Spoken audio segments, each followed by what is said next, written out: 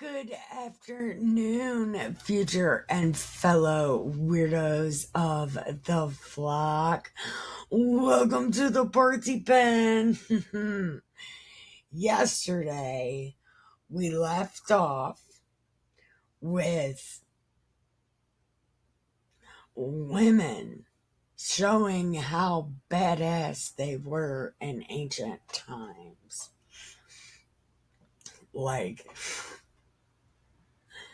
And even a woman was a prophet. So, and a judge. So, women did judge men back in the day. And women did get the power of God. Women were a very integral part of the way. So, I don't know where everybody well, not everybody, but people. I don't know where they get, like, the Bible was terrible against women. No, really. There's only been, really one fucked up thing that is a rule for women. But it's really fucking stupid. And it's the only one where she gets burned alive. Oh, yeah. When a man is beating his wife and his daughter and another man comes to rescue him, that man and them get set on fire. Something like that. And it's stupid. It's a stupid rule. It's another one just thrown in there. So, that's where we left off. Women were being badass in the Bible. So, press like and subscribe if you want to hear if you want to find out what happens next. So I'm too excited to even say the words because I want to know what happens. So, press like and subscribe. I am Nikki K the Great, and I will be walking you through Das Bible. We have good time. We'll have good time. So, come in. Take your medicine. Did you take your medicine? Look, basketball guy and fish cake. They're like, hey, take the pills. See pills. We have good time. Take pills. So, take your medicine. Then stop right here. And grab you some keep other people alive juice. Then pack a bowl, grab a smoke, have a seat, and then let's smoke it, read it, and drink it. We have good time. All right, chapter 5. All right. Then Deborah and Barak, the son of Abinadab, on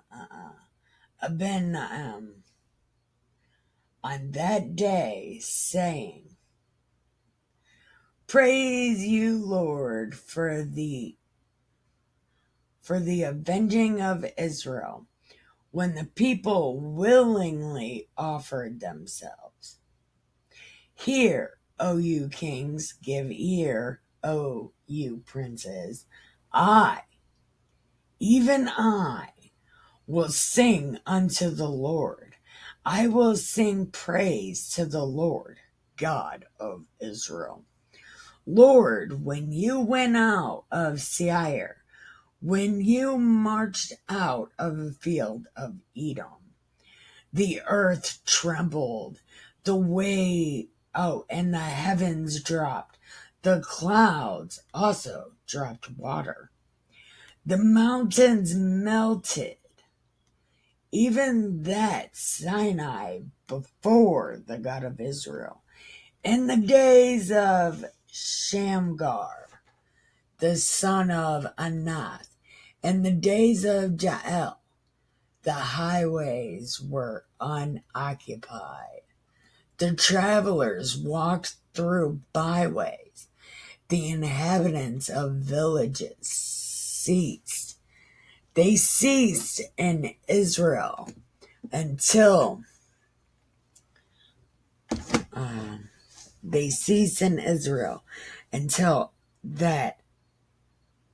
until I, Deborah, arose, that I arose a mother in Israel.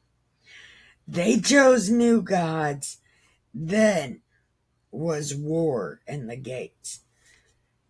Was there a shield or a spear seen among 40,000? My heart is towards the governors that offered themselves willingly. Bless you, the Lord. Speak you that ride on white asses, you that sit in judgment and walk by the way. They that are delivered from the noise of archers and the place of drawing water, there shall they rehearse the righteous acts of the Lord, even the righteous acts towards the inhabitants of his villages. Then shall the people of the Lord go down to the gates. Awake, awake, Deborah, awake, awake, utter a song, arise, Barak, and lead your captivity captive, you son of Abinadab. Then he made him that remain have dominion over the nobles among the people. The Lord made me have dominion over the mighty. Out of Ephraim was there a root of them against Amalek. After you, Benjamin among your people, out of Machir came down, governors out of Zebulun, that they handle the pen of the writer. So Zebulun are the note takers. So the tribe of Zebulun is the one who wrote the Bible. And the princes of Issachar were with Deborah, even Issachar, and also Barak. He was sent on foot unto the valley, for the divisions of Reuben were there. For the divisions of Reuben were their great thoughts of heart. Why do you abode among the sheepfolds to hear the bringings of the flocks? For the divisions of Reuben there were great searchings of heart. Gilead abode beyond the Jordan, and why did Dan remain in ships? Asher continued on and abode in the seashore's breaches. Zebulun and Naphtali were a people that were jeoparded their lives unto death in the high places of the field. The kings came and fought, then fought the kings of Canaan, Teranach, by the waters of Megiddo. They took no great of money. They fought from heaven. The stars in their courses fought against Sisera. The river of Kishon swept them away. that ancient river, the river of Kishon. Oh, my soul. You have rodden down strength. So Sisera is a god. Line. Kings came and fought the kings of Canaan. Ta'anach. They fought from heaven. The stars fought against Sisera. The river Kishon swept them away, that ancient river. Okay. Then were the horse hooves broken by the means of the prancings, the prancings of their mighty one. Curse you, Miraz, said the angel of the Lord.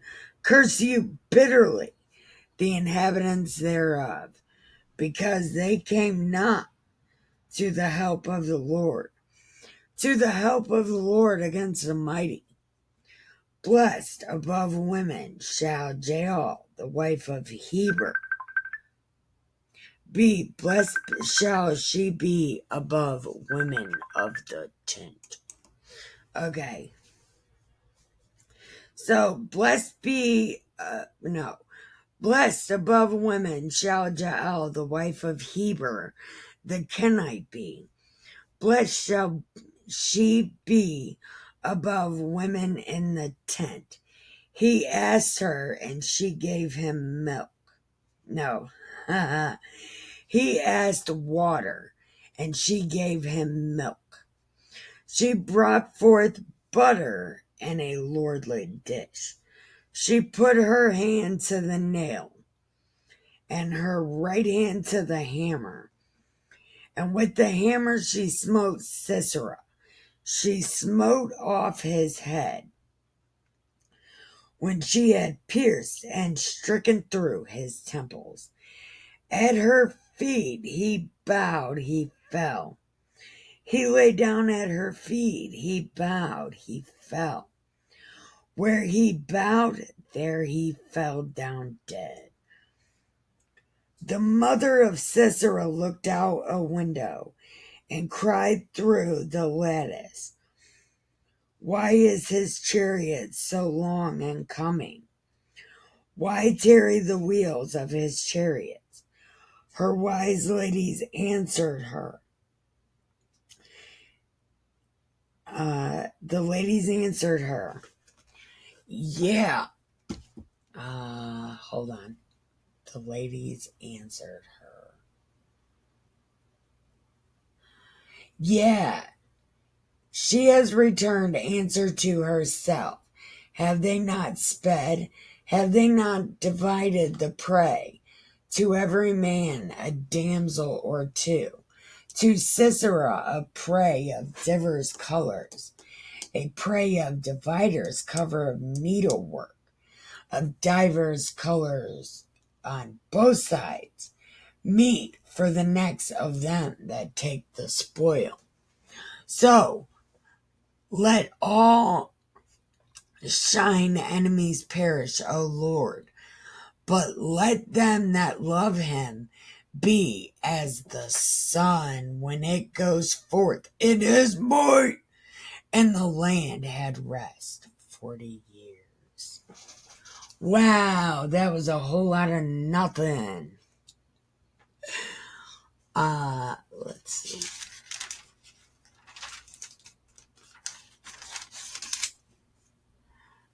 Okay.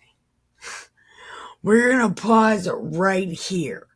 We are going to water our plants, check our cats, get a refill, pack a bowl, smoke a cigarette, and go pee. We will be right back. All right, chapter 6. What? Chapter 6. Okay. So, did you get a refill? Did you go pee? All right. Okay. And the vampires did evil in the sight of the Lord. And the Lord delivered them to the hand of Midian 7 years. And the hand of Midian prevailed against the vampires. Because of the Midianites, the vampires made them the dens which are in the mountains and caves and strongholds. Okay. So, because the Midianites were scary as fuck, the vampires decided to live inside the mountains. And so it was when the vampires sown, the Midianites came up, and the Amalekites, and the children of the east, when even they came up against them. Okay, the children of the east. That's like Asian shit, right? And they encamped against them and destroyed the increase of the earth until you come unto Gaza, and left no sustenance for the vampires, neither sheep, ox, or ass. They came up with their cattle and their tents.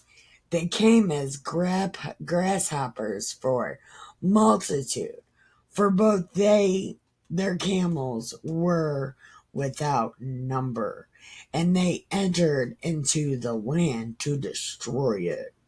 Yeah, how do you like it? And the vampires were greatly impoverished because of the Midianites. The children of Israel cried to the Lord, and God turned into a marshmallow. God is such a marshmallow. You're a marshmallow. You're such a marshmallow, though. Listen. We talked about this. Remember I told you. Stop being a marshmallow. These people suck. I know. Keep reading. Okay. And okay. And it came to pass when the vampires cried to the Lord because of the Midianites, that the Lord sent a prophet, which said to them, God said, I brought you out of Egypt, brought you forth from the house of bondage. I delivered you out of the hand of the Egyptians, and out of the hand that oppressed you, and drove them out from before you, and gave you their land. And I said to you, I am the Lord, your God. Fear not the gods of the Amorites, in whose land you dwell.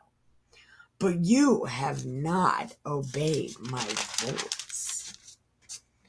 And there came an angel of the Lord, sat under an oak tree, which was in Ophrah, that pertained to Joash the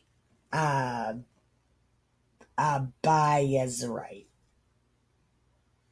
and his son Gideon threshed wheat by the winepress to hide it from the Midianites. And the angel of the Lord appeared to him and said to him, the Lord is with you, you mighty man of valor. Ha ha ha! Ah! Oh! And Gideon laughed at his face. That's not what happened. That's not. And Gideon said, oh, no. If the Lord is with us, then why has this befallen us?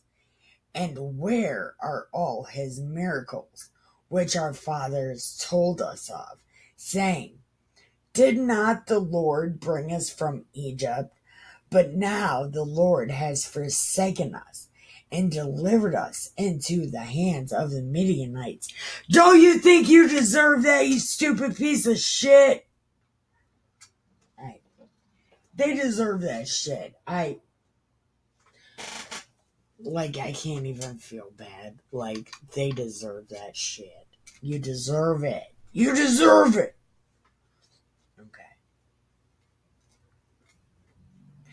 And the Lord looked upon him and said, Go this day, my might shall save Israel from the hand of the Midianites. Have I not sent you? And Gideon was like, oh my God, how am I going to save Israel? My family is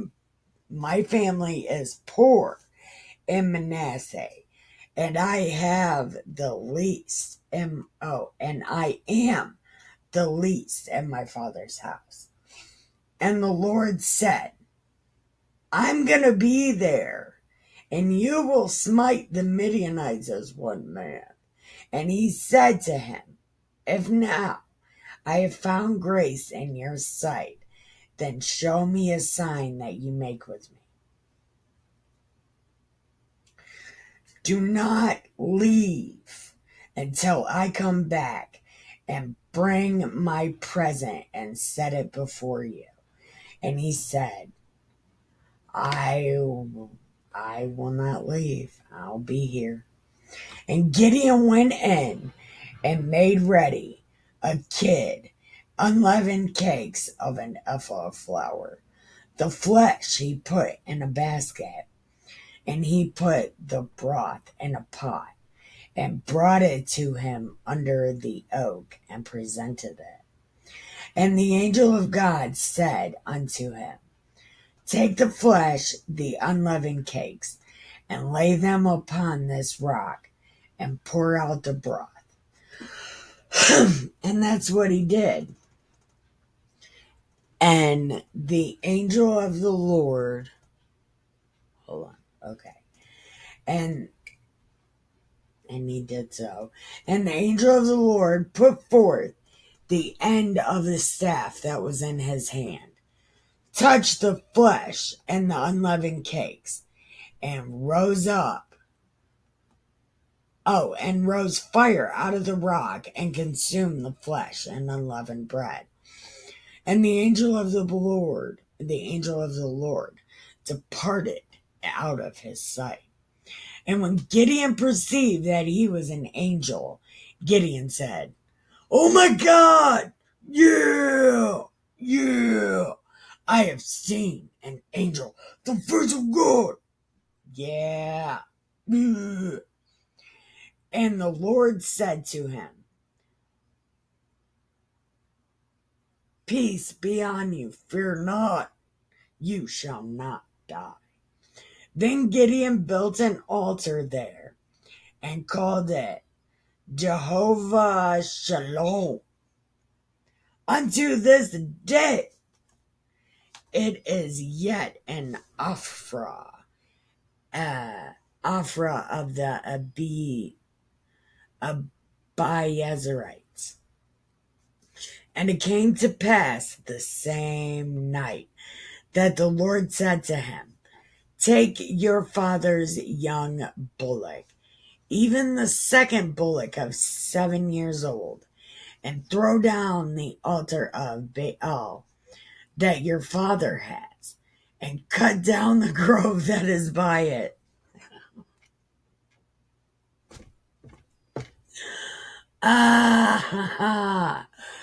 Oh, I remember this story. Oh my God. Listen. This is some shit. This is some shit. I remember this story. And build an altar to the Lord your God upon this rock. And in the ordered place, and take the second bullock and offer for a burnt sacrifice with the wood of the grove, which you shall cut down. Then Gideon took 10 men of his servants and did just what the Lord said. Because he feared his father's house and the men of the city, that he did not do it in the day, he did it by night. And when the men of the city arose early in the morning, behold, the altar of Baal was cast down, and the grove was cut. And the second bullock was offered on the altar that was built. And and they said to one another, "The fuck just happened?" And they required, and they was like, "Oh yeah, that was Gideon." Joash's son.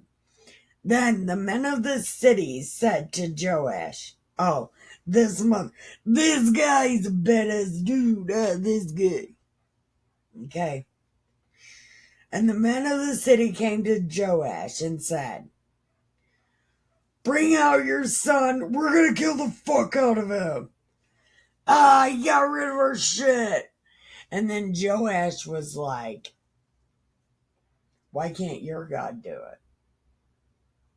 Because I'm sure if he was really mad, he would have already done it.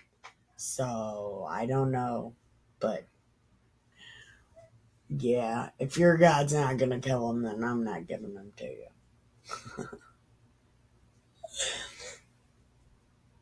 Therefore, on that day, he called him Jerubbaal, saying, "Let Baal plead against him, because he has thrown down his altar." Then all the Midianites, Amalekites, the children of the east, were gathered together and pitched in the valley of Jezreel. But the Spirit of the Lord came upon Gideon, and he blew a trumpet, and Abiezer was gathered after him. And he sent messengers throughout all Manasseh, who also was gathered after him. He sent messengers to Asher, Zebulun, Naphtali, and they all came. And Gideon said to God, "Are you going to save Israel by my hand, just like you said? I will put fleece of wool on the floor, and if the dew is on the fleece only, then I shall know that you will save Israel, just like you said, by my hand."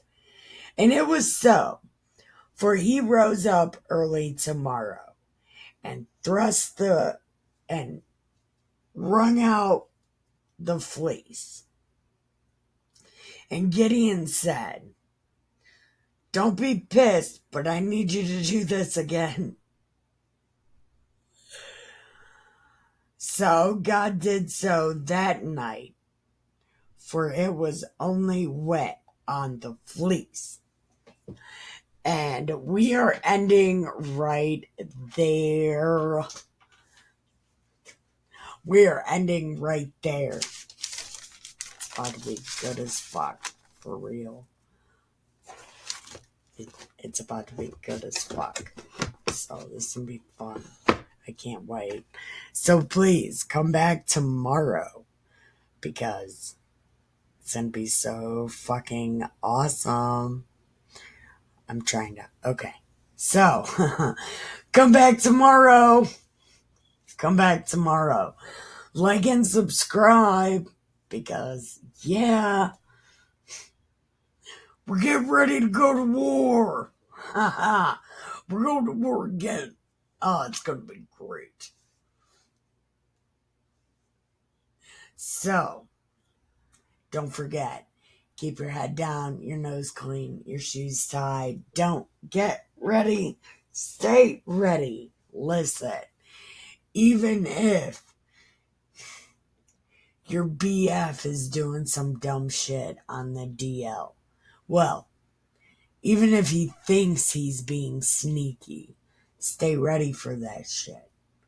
Because it's about to be some shit, yo.